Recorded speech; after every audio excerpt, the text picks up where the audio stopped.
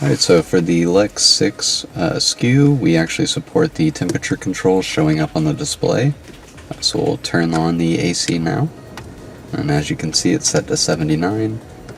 and then we'll turn that up, and as it goes up and down you'll see that it'll show up on the screen, and it does support both the driver and passenger temperatures. So on the Lex 6RT SKU, to go back to the factory side, we'll press the menu button by the mouse, and now we can access all of these options here. If we want to go back to the V-line, we'll click on audio, and then if we did want to leave the V-line, we'll actually change the source, and then we'll press the menu button, and now we can go into audio and we can adjust anything here that we want to, and to get back to the V-line we'll just press USB.